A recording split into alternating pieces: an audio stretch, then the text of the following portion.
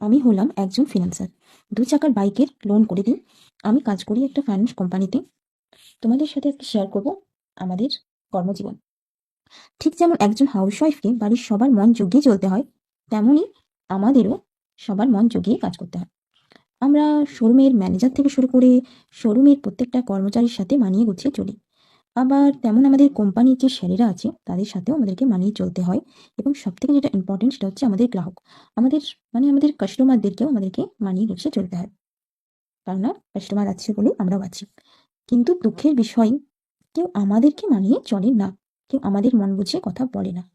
কিন্তু আমাদেরকে সবার মন বুঝে মন জুগিয়ে কথা বলতে হয়, সবার মন বুঝে চলতে হয়। আসলে তাদের হয়তো দরকারও পড়ে না আমাদের মনের মতন করে চলার। কিন্তু আমাদের দরকার। আসলে আমাদেরকে মানিয়ে চলার মতো বা আমাদেরকে বোঝার মতো কেউই নেই এই সেক্টরে।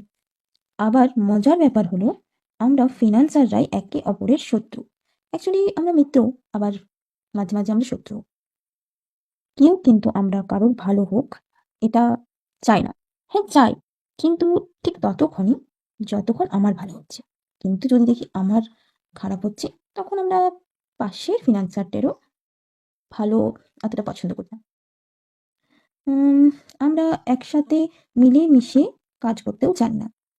আমরা যেন ওটা ভুলেই গেছি যে ছোটবেলা থেকে আমাদেরকে যে বলা হয়েছে যে সবাই মিলেমিশে কাজ করলে সবাই এগিয়ে চলতে পারবো, সেই জিনিসটা আমরা ভুলেই গেছি। কিন্তু সে যাই হোক, সামনাসামনি আমরা একে অপরের পরম বন্ধু।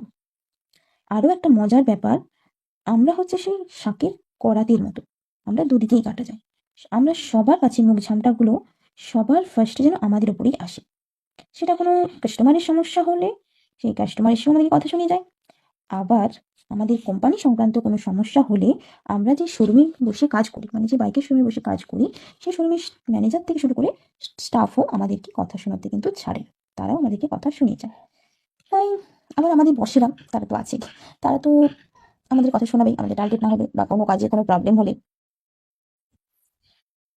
তাই মাঝে মাঝে কষ্টও হয়, আর হাসিও পাই, আর ভাবি যে আমরা কাকে আমাদের কথা শোনাবো, এবং আমরা কাকে আমাদের রাগটা ঝাড়বো।